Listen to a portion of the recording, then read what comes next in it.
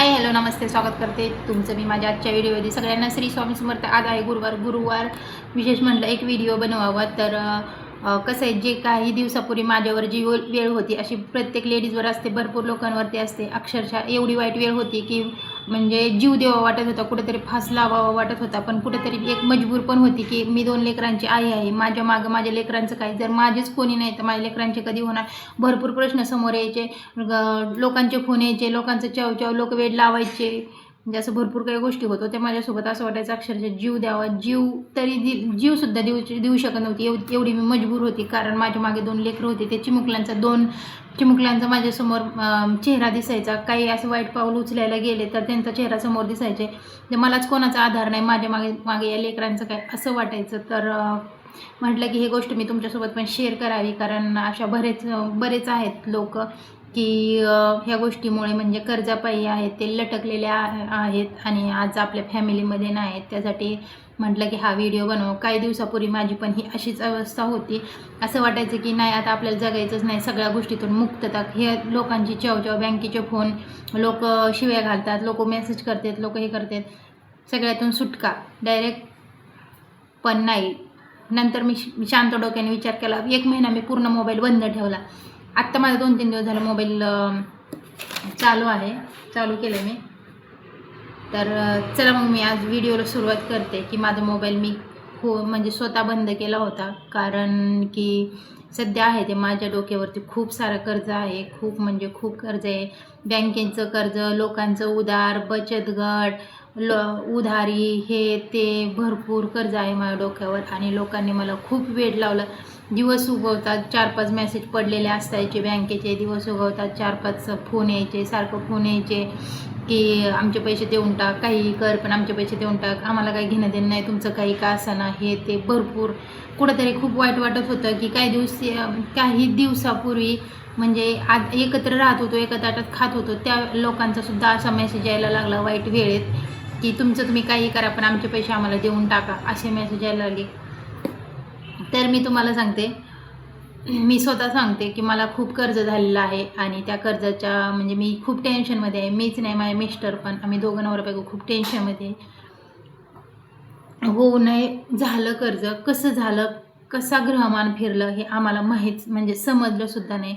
कधी 1 रुपया कोणाकडून उसने न घेणारे आज आमच्या डोक्यावरती कर्जाचा भार आहे। लोकांचे व्याजाने पैसे आहेत, गाड्यांचे हप्ते थकले, भरपूर काही आमच्यासोबत सध्या चालू आहे। तर हो, नाही, चुका झाल्या, कर्ज हे कधी कोणाला होऊ नये। आणि आज मला समजते की लोक कर्जापायी का जीव देतात, लोक कर्जापायी का आत्महत्या करतात, हे मला आज समजते। कारण ज्यावेळेस स्वतःवर वेळ येते ना, तेव्हा समजतं की ती वेळ किती कठीण असते ते। आणि माझ्यावर सुद्धा तीच वेळ आहे। माझं पण 1 महिन्यापूर्वी माझं म्हणजे ते डोक्यात होतं की नाही, आता हे जीवन संपवायचं आणि ह्या कर्जातून मुक्ती मिळेल। पण कुठेतरी 2 चिमुकल्याचा चेहरा माझ्यासमोर दिसायचा, कारण मी 2 लेकरांची आई आहे, माझ्यावर 2 लेकरांची जबाबदारी आहे। कधी मलाच लोकांनी आपलं असून सुद्धा मानलं नाही, तर माझ्या लेकरांना काय म्हणजे माझी लेकरं शेवटी अनाथ होतील या विचाराने मी मग ठरवलं की नाही, काही झालं तरी आपल्याला हे कर्ज तर फेडायचंच आहे। कर्ज आहे, एक नाही दिवस चुकणारच आहे, पण आपला जर जीवच गेला तर किती पैसे टाकले तरी आपल्या लेकरांना आपली आई भेटणार नाही, हा विचार केला। आणि मी सगळं आहे ते हळूहळू सुधारायचं ठरवलं। पहिलं तर तुम्हाला सांगते, आज मी लिस्ट बनवली, लिस्टमध्ये काय काय केलं मी ते तुम्हाला सांगते। कर्ज आहे तसंच आहे, माझ्या डोक्यावरती भरपूर कर्ज आहे आणि मला म्हणजे खूप टेन्शनमध्ये आहे मी। पण त्या टेन्शनमधून बाहेर पडण्याचा एकमेव मार्ग मी स्वतःच निवडला। आणि घरात पण मग नवऱ्यासोबत पण रोज भांडण करून पण उपयोग नाही, बिचारा तो दिवस रात्र कष्ट करतोय, जेवढे पैसे कमवतोय तेवढे माझ्याच हातात आणून देतोय। इन्कम कमी आहे, आउटगोईंग जास्त आहे, त्याची काही चूक आहे असं नाही की त्या बिचाऱ्याला झोपसुद्धा भेटत नाही। तो बिचारा दिवस हो नाही, चुका त्याच्याकडून झाल्या आणि आता तो सुधारलाय, चुका सुधरवतोय आणि सगळे पैसे आहेत ते मला म्हणजे आणून पण देतोय, कष्ट पण करतोय दिवस रात्र। अजून काय केलं पाहिजे? मग शेवटी कर्ज आहे ते नील होईलच ना, असं थोडी की कर्ज आयुष्यभर आम्ही कर्जाचं डोंगर घेऊन फिरणार आहे।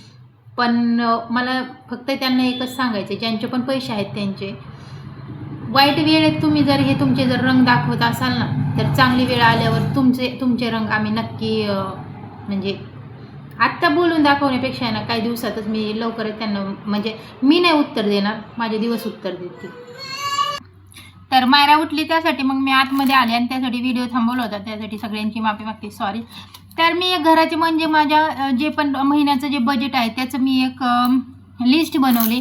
ती लिस्ट मी तुम्हाला दाखवते. मी राहते ती रेंटनी राहते, म्हणजे भाड्याने राहते. आणि माझं आहे ते शॉप आहे, शॉपसुद्धा माझं भाड्याने आहे.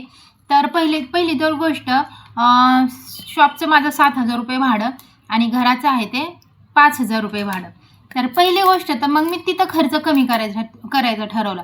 म्हणजे जे माझं भाडं जाते, म्हणजे इन्कमिंगपेक्षा माझं आउटगोईंग जास्त होतं, कुठंतरी मला ते कमी करायचं होतं. पहिलं तर मग मी शॉप आहे ते मी शॉप बंद केलं, कारण त्या शॉपमधून मला इन्कम नव्हता. माझं फक्त आउटगोईंग चालू होतं, म्हणजे मी फक्त भाडं भरत होते. शॉपमधून आहे ते माझं इन्कम नव्हतं. मग मी तिथं आहे ते शॉप खाली केला. शॉपचं 7,000 रुपये भाडं आणि 1,001 रुपये लाईट बिल, असं 8,000 रुपये मी तिथं कमी केले. म्हणजे माझं जे भाड्याने म्हणजे शॉप होतं तिथं माझे 8,000 रुपये महिन्याला वाचले. जे माझे जात होते ते 8,000 रुपये कुठंतरी आता माझ्या जवळ राहणार आहेत. दुसरी गोष्ट, मी आहे तो म्हणजे आम्ही दोघंच आहे आणि आमच्यासोबत एक मुलगी राहते आमची, आणि माझा मुलगा आहे ते बाहेर म्हणजे माझ्या बहिणीकडे राहतो. मुलगी काय अजून खात पित नाही, पण तरीसुद्धा आम्हाला दोघांना 4,000चा किराणा हा महिन्याला लागतो. कारण आम्हाला दोघांना पण असं चानाचुना खायची भरपूर सवय आहे. म्हणजे कसं दोघंच म्हणल्यानंतर ना घरात कोणाचा धाक ना हे, आम्ही 5 लिटर तेल हे ते अमकं तमकं रोज तळीव खाणं हे करणं ते कुठेतरी मी तो खर्च आहे कमी करण्यासाठी 4,000चा जो किराणा भरत होते तिथं मी 1,000 रुपये वाचवले आणि 3,000चा किराणा भरायचा ठरवलं. म्हणजे हे 1 महिन्यापासून मी करू राहिले आणि त्यातला फरकसुद्धा काय पडला तो मी तुम्हाला सांगते. 8,000 रुपये माझं शॉपचं भाडं वाचलं. दुसरी गोष्ट, किराण्यात मी 1,000 रुपये वाचवले. म्हणजे 3,000चा जो किराणा लागत होता तिथं मी 1,000 रुपये वाचवले. तिथे झाले माझे 9,000 रुपये. म्हणजे माझे 9,000 रुपये हे खिशात राहायला लागले. राहिली गोष्ट लाईट बिलाची. लाईट बिल आहे ते म्हणजे आता कसं आम्ही दोघंच घरात राहत असलो तरी पण 2 रूममध्ये फॅन आहेत, तर कंटिन्यू फॅन दिवस रात्र चालू राहायचे. कंटिन्यू म्हणजे एवढं काही असं वाटायचं की काही फॅनला किती लाईट बिल येते. टॉयलेटमधली लाईट चालू, एखाद्या रूममधली जिथं आम्ही बसतो बेडरूममधली तिथली लाईट चालू, असं होतं. तर ते कुठेतरी मी बंद केलं. 500 रुपये जिथं लाईट बिल येत होतं तिथं मला 300 रुपये लाईट बिल आलं. जे मी हे सगळं कमी केलं, फॅन कमी केला आणि लाईटी जे चालू राहायच्या त्या कमी केल्या, तर तिथं मला कुठेतरी 200 रुपये तिथं वाचले. 9,200 रुपये माझे वाचले. तिसरी गोष्ट आहे ते, आम्ही दोघंच राहतो आणि दोघांनाच आमच्या 2 वर्षापासून मी दूध लावलं होतं. तर 1 लिटर दूध आम्ही घ्यायचो. तर 1 लिटर दुधाचे 1,500 रुपये महिन्याला राहायचे. तर तिथं कुठेतरी मी म्हणजे 1 लिटरच्या ठिकाणी मी अर्धा लिटर दूध घ्यायला लागले. म्हणजे आम्हाला अशी सवय होती की कोणी जरी आलं तरी फक्त दुधाचा चहा बनवायचा आणि आमच्या दोघांनासुद्धा फक्त दुधाचा चहा बनवायचा. दूध आम्ही दोघंसुद्धा पित नव्हतो, तरीसुद्धा पण आम्ही 1 लिटर दूध लावलं होतं. म्हणजे कुठेतरी हा दिखावा आहे तो बंद केला. म्हणजे जो फालतू खर्च, दिखावा म्हणण्यापेक्षा फालतू खर्च, खाणं तर काहीच नाही पण उगाचच फालतू खर्च होत होता. 1 लिटर दुधाच्या ठिकाणी मी अर्धा लिटर दूध घ्यायला चालू केलं आणि अर्धा लिटर आहे ते बंद केलं. म्हणजे 1500च्या ठिकाणी मला 750 रुपये मी दुधात वाचवले. दुधात आहे ते 750 रुपये वाचवले. म्हणजे 9,000 ते लाईट बिलचे 200 आणि हे 750, 950, 1,000 म्हणजे 10,000 रुपये कुठेतरी मी वाचवले. तिसरी गोष्ट, आमच्याकडे आहेत ते 3 नंबर आहेत. मिस्टरांचा 1 आणि माझे 2. म्हणजे आम्ही वापरतो 3 मोबाईल. मी एक इंस्टाग्रामचं ह्याचे सोशल मीडिया प्लॅटफॉर्म म्हणजे यूट्यूब चॅनल चालवण्यासाठी 1 मोबाईल वापरते आणि माझा पर्सनल 1 मोबाईल आहे. तर तिथं आम्ही 3 मोबाईल वापरायचो. 3 मोबाईलला रिचार्ज हा 350 म्हणजे इकडे बाबू त्याला मग रिचार्जचं झालं. म्हणजे आमचे 3 नंबर 1,050 रुपये आम्हाला रिचार्जला लागायचे. तिथं मी कुठंतरी एकाच मोबाईलला रिचार्ज करतो आता आम्ही. म्हणजे कसं, म्हणजे एकाच मोबाईलला, म्हणजे माझा 5Gचं मोबाईल म्हणजे सिम आहे तर माझ्या फक्त एका मोबाईलला रिचार्ज करायचा आणि त्याचं नेट आम्ही तिन्ही मोबाईलला वापरतो. मग तिथं कुठेतरी मी 700 रुपये वाचवले, म्हणजे 10,700 मी वाचवले. दुसरी गोष्ट जे आम्ही आठवड्यातून एकदा रविवारचं बाहेर जेवायला जायचो किंवा बाहेरनं नाश्ता वगैरे. नाश्ता तर डेली बाहेर न्यायचा, ते पण मी बंद केलं. रोजचे 30-35 रुपये जायचे, ते बंद केले. पण दर रविवारी आहे ना आम्ही बाहेर जेवायला जायचो. तिथं आमचे कमीत कमी 1,500 ते 2,000 रुपये जायचे आठवड्याला. तर ते मी बंद केलं, बाहेर जेवायला जाणं मी बंद केलं आणि तिथं आम्ही 2,000 रुपये वाचवले. तिसरी गोष्ट म्हणजे लोकांकडनं उधार जे पैसे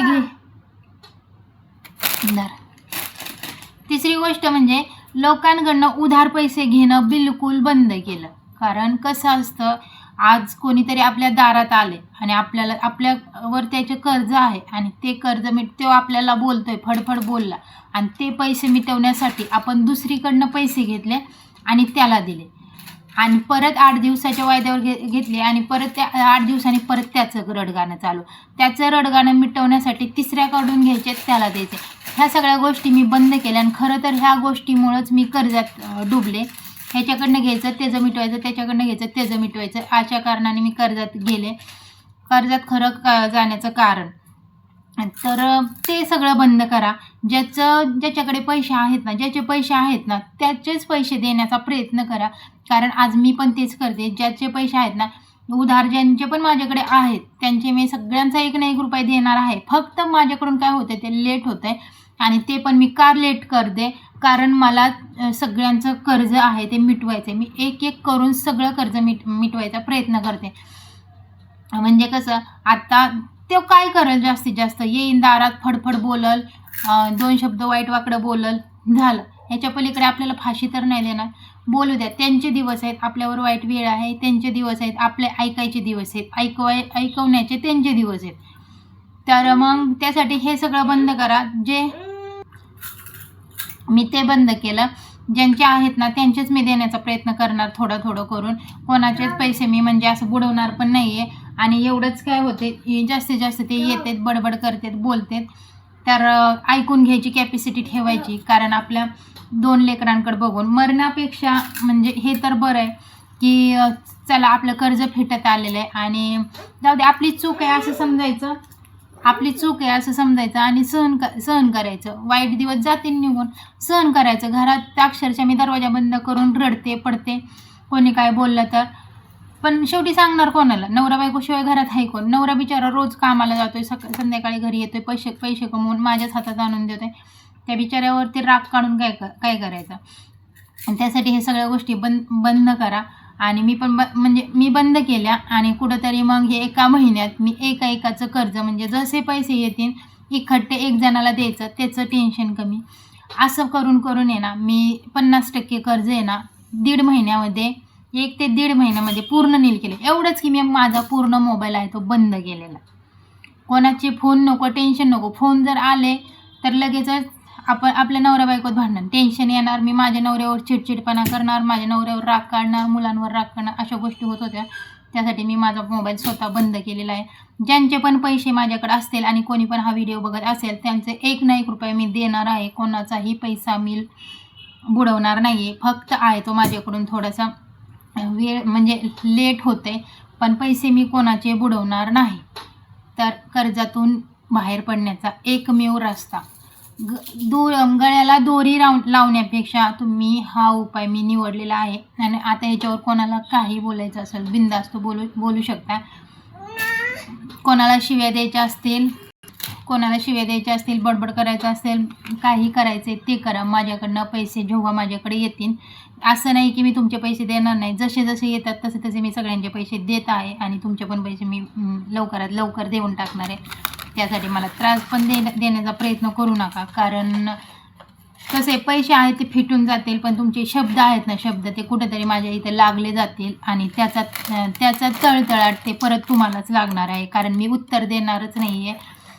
कारण मी जर उत्तर दिलं तर ते मला लागेल, त्यासाठी मी उत्तर देणारच नाही. माझ्याकडे तुमचे पैसे आहेत आणि माझ्याकडून ते लेट होत आहेत, ही चूक माझी आहे, पण मी ते परत देणार आहे, म्हणजे लवकरच देणार आहे. ती इमानदारी माझी आहे. त्यासाठी ज्यांना जे विचार करायचा आहे तो विचार करा. आणि मला प्लीज फक्त टेन्शन देऊ नका. आणि मला सध्या माझी 2 लेकरं आहेत. जर मलाच काय झालं, अक्षरशः माझ्या डोक्यात आहे ते टेन्शननी, माझ्या डोक्यात आहे ते चमका निघत होत्या. त्या गोष्टीचा मी शांतपणे विचार केला आणि मोबाईल बंद केला. म्हटलं मलाच जर काय झालं, कर्ज हे आज नव्हते, असं काय माझ्यावर लाखोचं कर्ज नाही. जर कर्ज असेल फक्त 1-2 लाख रुपये कर्ज असेल, कर्ज आज ना उद्या फिटून जाईन. पण जर मीच जर खपली तर माझ्या लेकरांचं काय. त्यासाठी मी हा खूप शांत डोक्याने विचार केलेला आहे की टेन्शन अजिबात घ्यायचं नाही आणि कोणाचे पैसे पण बुडवायचे नाही. कारण कोणाचं तळतळट नको आणि कोणाचे पैसे मला नको आहेत. पण मी सगळ्यांचे पैसे देऊन पण टाकणार. फक्त आहे ते टेन्शन घ्यायचं नाही. कारण टेन्शन घेऊन आपलं स्वतःचं नुकसान आहे. समोरचा एक मेसेज करून रिकामा होतो, पण त्या मेसेजचा कुठंतरी आपल्यावर एवढा परिणाम होतो की आपण एवढं डिप्रेशनमध्ये जातो, एवढं टेन्शन घेतो, रडतो. पण त्याचा काही परिणाम पण होत नाही ना, काही फायदा पण होत नाही ना. जर आपल्याकडे पैसेच नाही आहेत तर रडून आणि पडून आणि काही फायदा पण नाही ना. त्यासाठी रडणं पडणं सगळं बंद आणि खंबीरपणे परत उभा राहायचं आणि ह्या सगळ्या गोष्टीतून बाहेर पडायचं. तर व्हिडिओ आवडला असेल तर व्हिडिओला लाईक, शेअर, सबस्क्राईब नक्की करा. आणि तुम्ही पण अशा कर्जात जर असाल तर बिलकुल टेन्शन घेऊ नका. फक्त तुम्ही तुमच्या कर्ज म्हणजे स्टेप बाय स्टेप आहे ते सगळ्या गोष्टी कमी करा. आवश्यकतेनुसार सगळ्या गोष्टी कमी करून म्हणजे खर्च कमी करा. आपला जो इन्कम आहे त्याच्यापेक्षा आउटगोईंग ही कमी जर झाली तर आपण लवकरात लवकर कर्जातून मुक्त होईल. आणि जेणेकरून कर्ज हे कोणी घेऊच नाही. कसं तरी ह्या कर्जातून बाहेर पडावं आणि आपली चांगली लाईफ जगावी. चलता धन्यवाद.